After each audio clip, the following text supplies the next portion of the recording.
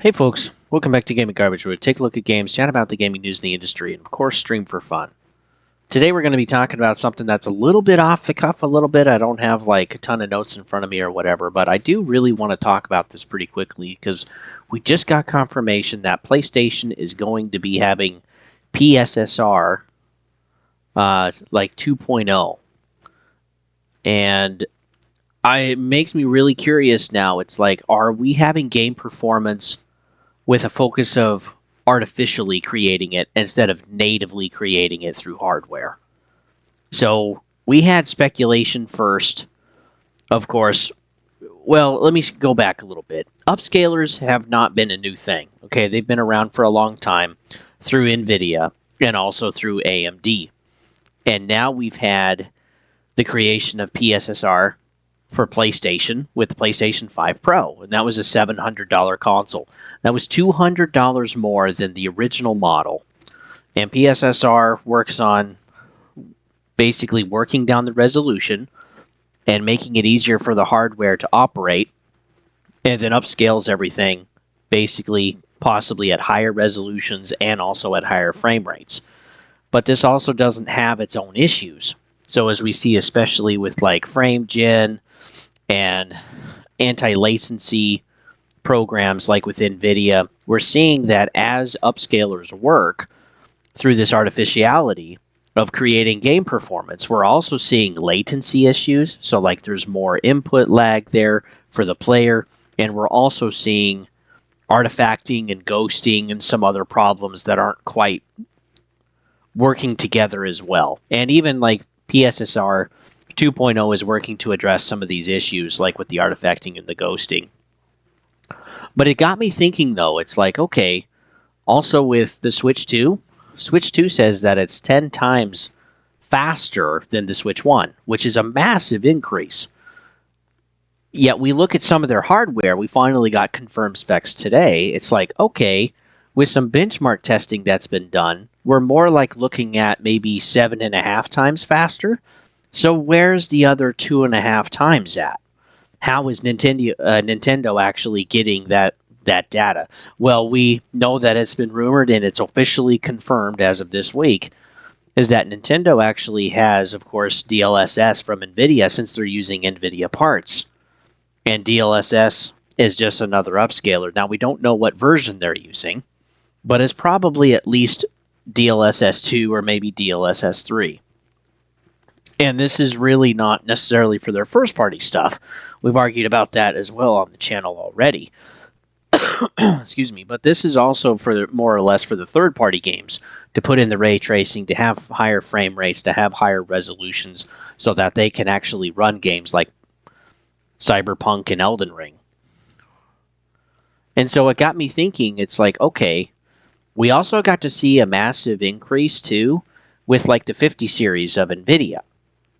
Is like those cards, with some of the videos that I watched, including Gamers Nexus and some others, they talked about how more of the card was really kind of focused on artificial performance, and some of the native performance really wasn't that big of a jump from the 40 series. Of course, there was some. There was definitely some improvements. There was better performance and computations there. But like the artificial software, and also, too, integration of AI with these upscalers, more of that was actually being utilized to create the performance than actually the hardware doing it by itself.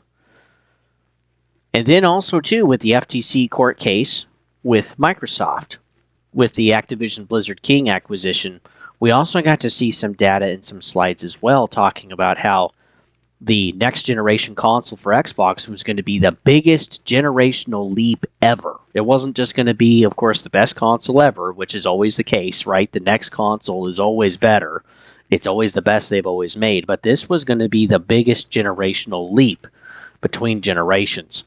And we know, too, that Microsoft has spent a lot of money with OpenAI and some other AI programs and resources, and they're also digging into with probably these upscalers and some other things too. So we know AI is also going to be integrated in probably multiple ways. And there's also Copilot. There's also Muse as a developer tool and some other things. So we know that there's going to be this push as well with artificial intelligence being utilized to probably boost that performance with the next gen console for Microsoft. So that confirms NVIDIA, AMD, which they've already had upscalers for a while, but now they're getting into PlayStation with the PlayStation 5 Pro, and then we've gotten it confirmed this week / last week with Nintendo with DLSS running off of NVIDIA hardware, which is probably where that 2.5 times is for their performance. So yeah, it probably is getting roughly around 10, but again, you have to have that upscaler actually engaged. And then also we have, thanks to the FTC court case, we also know that Xbox is also going to have AI and likely an upscaler too. And so at this point, it's like, okay, we're paying $700 for a PlayStation 5 Pro.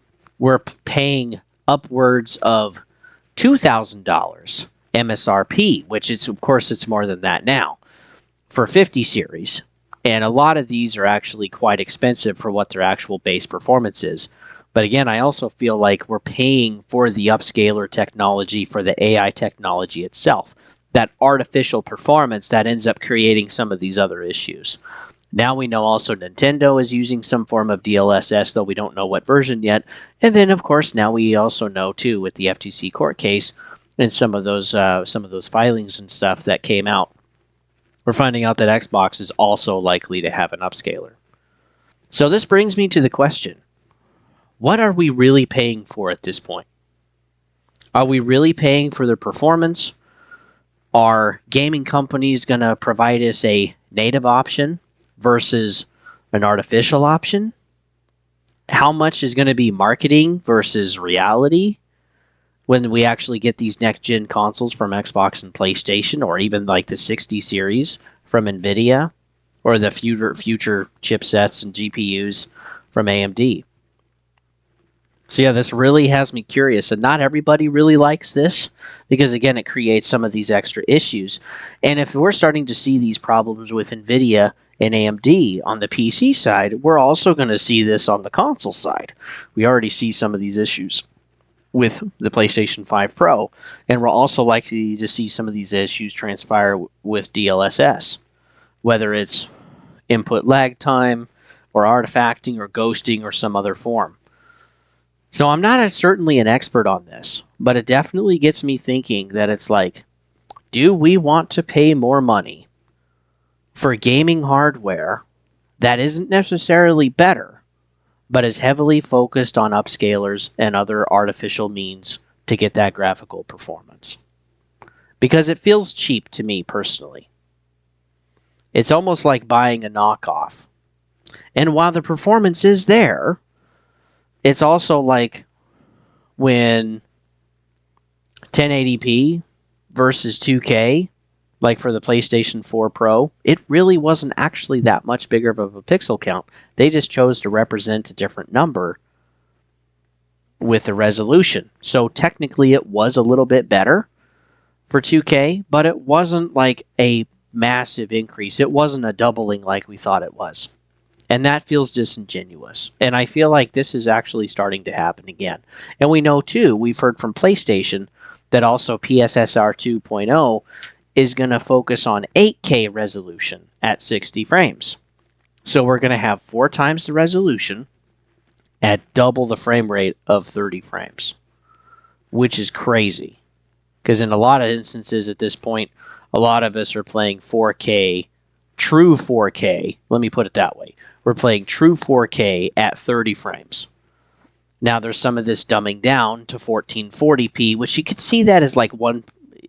Well, yeah, you could kind of see that as like a 3K, a 2 or a 3K instead of 4. It's pretty close. Yeah, it's more like a 3K instead of a 4K. And we can sometimes get that up to somewhere between like 45 and 60 frames per second in gameplay. But again, it still feels artificial. It still feels to me disingenuous a little bit, because then they're also asking us to pay more for this type of technology. I'm sure it's not cheap to train these upscalers. I'm sure it's not cheap to train this AI. But it's almost like we're buying more of a box with software updates that need to happen, with software that's more or less directly controlled, even more controlled, I would say, by these companies, and we have less and less. And then it also provides us new issues that we now have to deal with. And then if we're going to push to 8K, good grief, like nobody needs 8K. That can be a whole nother video in and of itself. But yeah, this does make me curious. Are we going to see almost like a deterioration in quality in our gaming because of these upscalers? Not that some of these upscalers aren't really good or actually work really good, like FSR 4 looks really good. PSSR 2.0 is going to be definitely better than the original. And also we have DLSS 4 as well, which probably 5 isn't really too far behind, maybe a couple more years. But yeah, do we really want our gaming performance to be artificial? Because we already feel like physical copies are artificial.